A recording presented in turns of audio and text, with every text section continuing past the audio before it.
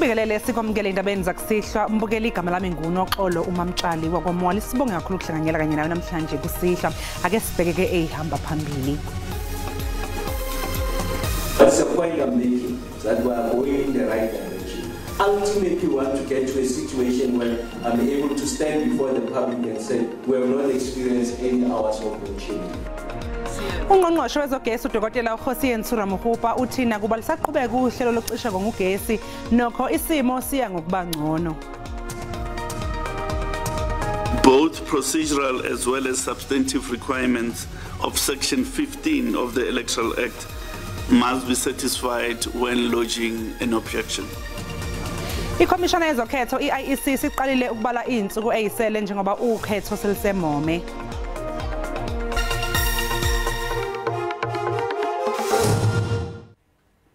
Ungqongqoshe wezogesi uDokotela uHosiyentsura Muhupa uthina kuba lisaqhubeka uhlelo lokucisha ngogesi nokho isimo siya ngokuba ngcono. Ubalule uhlelo lweEskom oluhambisana nokulungiswa kwemishini yeinjini eziphehla amandla ogesi njengokuzolekelela umzamo oqeda nya inkinga yokucisha kogesi ezweni.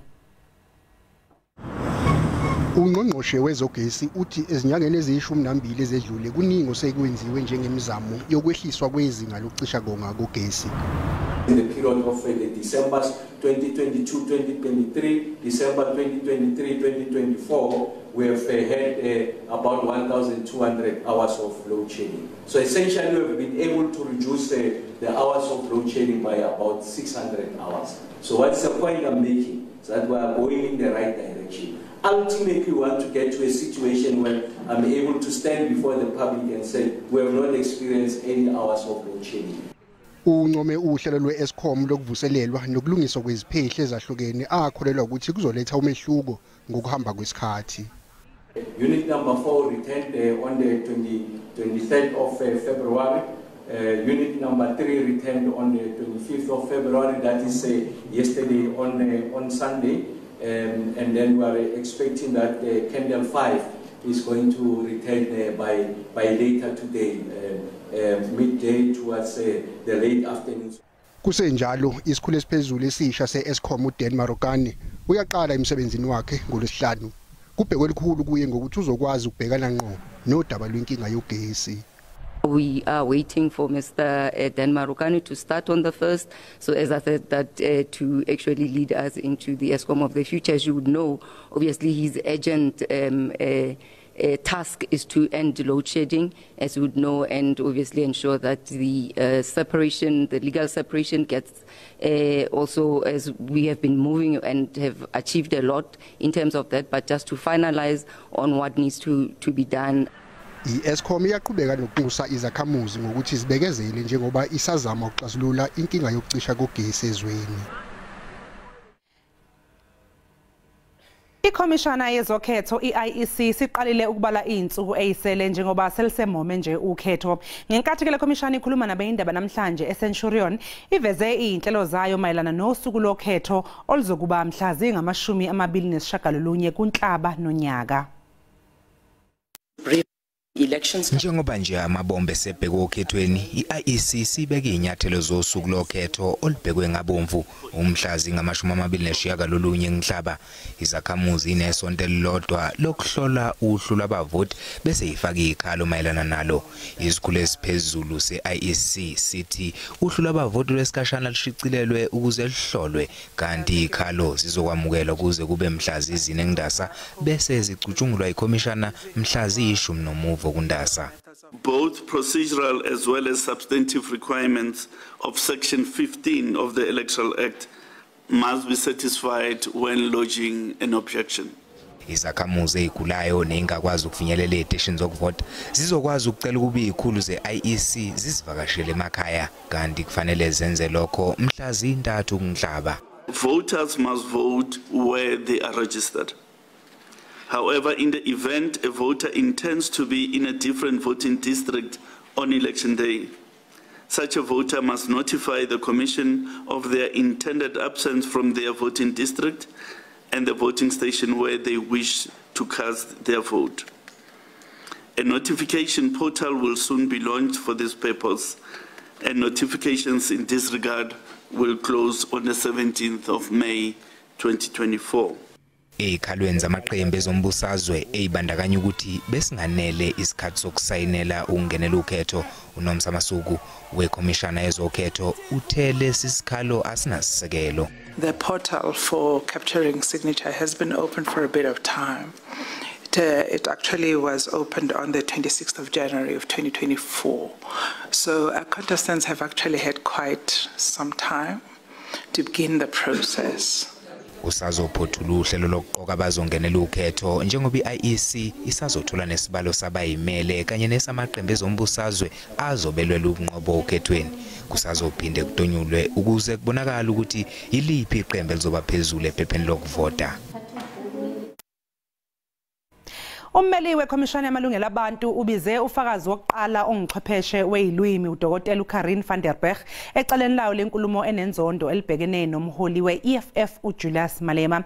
Lekhomishana kanye noDance van der Wyk bamangalele uMalema enkantolo ezokulingana eKapa ngemva kokuhluleka ukuthobela isinqumo sayo esasithi ke akahoxise amazwi akhe. Ngo-2021 umbhikisho esikoleni samabanga aphakeme iBrankenfell waphenduka waba nodlame ngesikhathi amalungu eEFF nabazali betholana phezulu.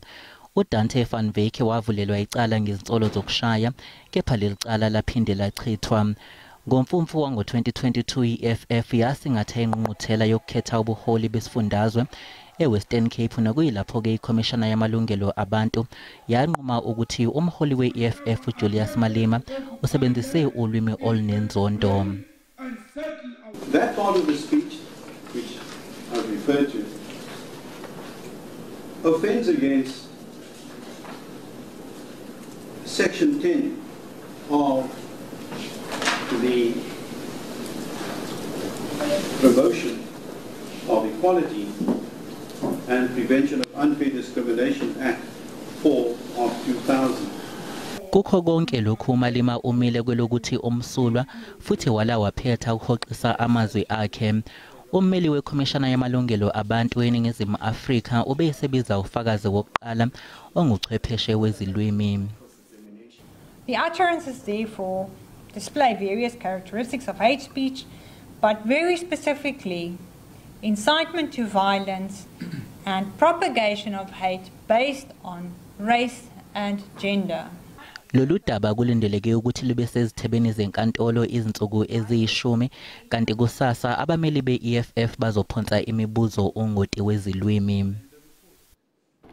Owake waba iphini likaMengameli weANC uKgalema Motlanthe ukholelwa ukuthi iqembu elibusayo livuselela kabusha njengoba kusondela ukhetho likazwelonke mhla zingama-29 kuNhlaba. uMotlanthe uphinde waphawula nangalabo ababengabaholi ngaphakathi enhlanganweni asebesungule amaqembu abo ezombusazwe. That in itself, I mean, is in a sense a blessing in disguise because when you have a exodus like that, which ordinarily creates a crisis of organization, that such crisis must never be wasted, and the ANC has to, going forward, with the exodus of problematic people, the ANC has to try to tighten up its internal processes to ensure that it remains in dynamic contact with the people, because an organization gets easily isolated once, you know, it gets cut off. Abafunde bagogoda emkhakheni wezempilo kodwa abangasebenzi babambe imashi eindlini zombuso ePitoli bekhala ngokwentuleka kwamathuba emsebenzi. Izisebenzi zezempilo ezingasebenzi zithi zikulungele ukusebenzela umphakathi yiwo amathuba omsebenzi angekho. We believe that every single individual in South Africa, irrespective of where they come from, how much they earn, deserve quality health care. And here is the workforce that is here to give you quality health care in our lifetime. Kusenjalo zithi zikhathele ukuhlala ezindlini ezingenzi lutho ingakho zifuna uhulumeni ahlinzeke ngamathuba emsebenzi. It's so hard studying for this long and then not doing anything. And also the private sector does not accommodate us that much. So the government will have to make a plan for us. Ihhovisi likaMengameli limukele uhlu lwezikhalo egameni likaNgqongqoshe. Of demands that they've indicated here, and they are requesting 7 days, to respond to the demands. And like I said, as the presidency, we are immensely, worried about what is happening, and including, negative issues that affect the industry of medicine, including the doctors as such. So we shall make sure that indeed the response are being responded to within 7 days. But like I indicated earlier on, ours is to receive the memo on behalf of the President, and the President is receiving the memo on behalf of the Minister of Health. Kulindeleke ukuba uhlu lwezikhalo lufinyelele kuMengameli kanye noNgqongqoshe wezempilo. Mbukelisa siqunga phake ngaseyitolo kanti bangabe sibuya sokuphathela udaba oluthi. The number is actually 8. 9 because when they were busy with the work, because remember when we started talking to the media, it was still an active site. Ikhulu KwaZulu-Natal seqinisekise ukuthi bayisishiyagalombili abashone engozini yebhasi eyenzeke eFryhead ku-R33 phakathi kwaseFilidi kanjalo naseDumbe lapho bekunamalungu e-ANC abebuya eMoses Mabhida ngomgqibelo.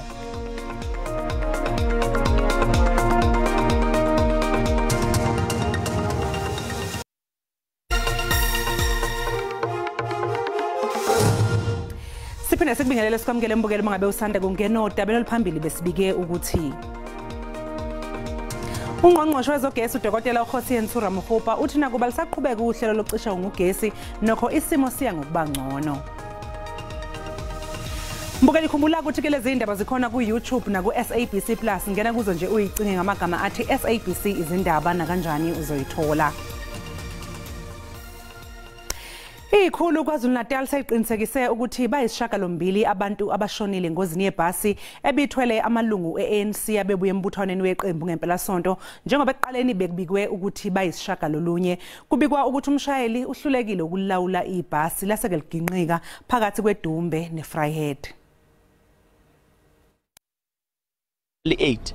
9 because when they were busy with the work, because remember when we started talking to the media, it was still an active site. We had not concluded actually what had happened on site, so there was a bit of a confusion there, but there are 8 people that passed on. We believe that the 4 that are remaining in hospital, we have agreed in fact that they must continue with the treatment and then we'll then take over after. But we must thank everyone who participated in making sure that even those that were in the bus were then taken back. And from the side of the province today from 11 o'clock, we are doing counseling to all the people that were in the bus so that remember they are still in the state of shock. Kusaqhutshekwa nokubheka intombazane neminyaka eyisithupha ubudala yaseSaldanha Bay eWestern Cape osekunesonto ilahlekile. Umama kaJocelyn Smith wabika mayelana nokulahleka kwengane yakhe emva kokuthi engayificanga endlini ngenkathi ebuya emsebenzini. Abakasidlodlo bathi ingane yayisele nothandiweyo kamama wayo. Sekuqalwe uhlelo lokuthungatha uJocelyn Smith amaphoyisa azobesebenzisa isindiza enophephele emhlane. The emotions is very high. We've been searching for a whole week now. We went just like 3 times up in the dunes. We went by all the fields, all the houses that we can search. We were there, but there's just no sign of Jocelyn. Umphakathi uthi usanethemba lokuthi uJocelyn uzotholakala ephila. We were here by the beach and everywhere on that farm. So we searched for that little girl, but we came up with nothing. And the search continues today. We are all hopeful that we will find her alive. We are not going to lose hope. We are here because we have hope that we will find her. If it's not today, maybe tomorrow, but we will keep on searching.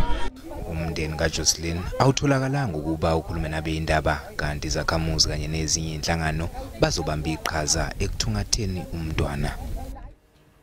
Isebenzi ezingaphansi kwenyunyana inehouse inqume ukuteleka ngaphandle kweNyuvesi Nelson Mandela kulandela ukushawa indiva kweyingxoxo malungana namaholo azo.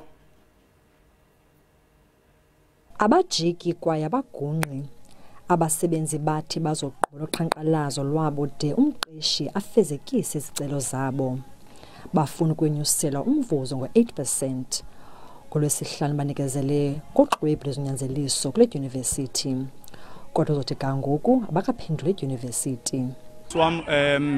We have an unresolved matter from the 2023-2024 salary negotiations, and the university management has been using underhand tactics to give us financial reports as they redacted that would prove that they do not afford and they must look at the sustainability of university. Abafundi bakhuthazwe ukuba bafunde online, kodwa abasebenzi bathi ngaphandle kwabo le university ayikwazi ukuqhuba. Suka ke ku 10% sehla sayiza ku 8 kulapho sime khona ke ngoku sibathathile ke sazifollowisha zonke process internally asafumanana nomqesha sayikhupha saya ku CCMA kulonyaka kupheleyo ngoAugust.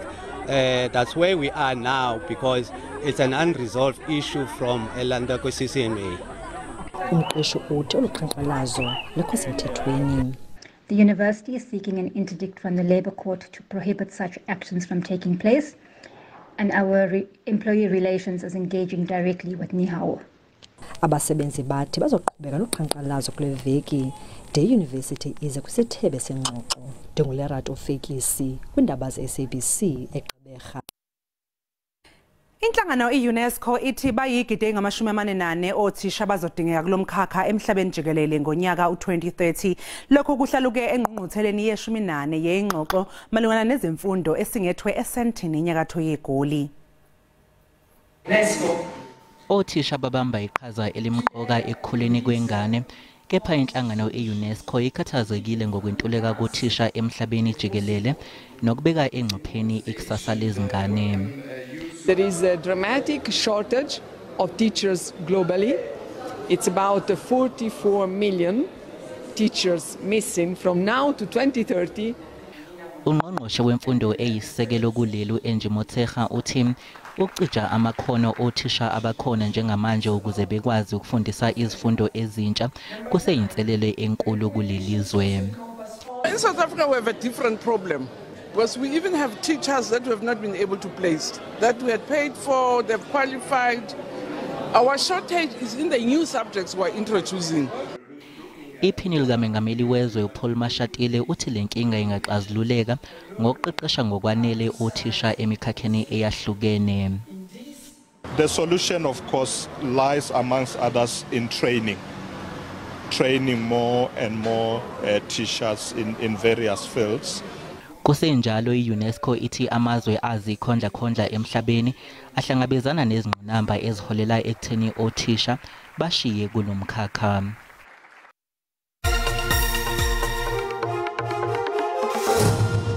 Manginibingelele emakhaya ngilethele nomhlahlo wesimo sezulu mbuka lithanda ukuni izulu enyakatho mpumalanga nezwe namhlanje ebusuke ikakhulukazi esifundazweni iLimpopo eGauteng nasempumalanga ngo-60% kulezo ndawo kanti esifundazweni KwaZulu-Natal enyakatho nesifundazwe azoba mahle amathuba emvula kodwa izoba lapha nalapha ngasogwini oseningizimu nangasogwini osempumalanga nesifundazwe Eastern Cape azoba u30 amathuba emvula kulezo ndawo libalele kodwa endaweni ezingasentshonalanga nezwe namhlanje ebusuku kanti ke kusasa silindelekile ibhadu zenkungu maphakathi nesifundazwe Eastern Cape KwaZulu-Natal empumalanga naseLimpopo izophenya libe lihle ngokuhamba kosuku kodwa imvula iselindelekile enyakatho mpumalanga nezwe Northwest eGauteng eLimpopo esifundazweni impumalanga naKwaZulu-Natal ngama-percent awu-30% kulezo ndawo libalele liqhubeke libe lihle embukele endaweni ezingasentshonalanga kanti ebusuku namhlanje ngiyaxwayisa ke mbukeli ngemvula ehambisana nokuduma okunobungozi esifundazweni iLimpopo eGauteng nasesifundazweni impumalanga imvula enamandla ingalindeleka kulezo indawo kanti noma izothanda ukuvunguza ngamandla ngasogwini osentshonalanga nezwe ikakhulukazi esifundazweni iWestern Cape kanti ke kusasa ngixwayisa ngeshisandla engalindeleke entshonalanga nezwe noma evunguza ngamandla ngasogwini kanti ke kwezinye indawo lihle izulu mbukeli ikakhulukazi esifundazweni iLimpopo impumalanga nasesifundazweni KwaZulu-Natal lithanda ukuphola ke mbukeli eSutherland naseDR ngo9 degrees liphole mbukeli eFree State ngo10 degrees eBethlehem kodwa esifundazweni KwaZulu-Natal lifudumele ngasogwini eThekwini kuzobe ku18 degrees kube u19 degrees eRichards Bay maphakathi nesifundazweni KwaZulu-Natal ePietermaritzburg naseLadysmith kuzobe ku13 degrees esifundazweni Limpopo lifudumele Phalaburwa ngo-20 degrees kube u-19 degrees emusina kanti ke kusasa mbukela uPaul esifundazweni KwaZulu-Natal ngenxa yomsingo obandayo esifundazweni 21 degrees ePietermaritzburg kube 22 degrees eLadysmith entshonalanga nezulu likhipha umkhovetsheni eFredendal ngo-40 degrees ngizobomba lapho umhlahlo wezulu emakhaya ngifisela ubusuku obuhle.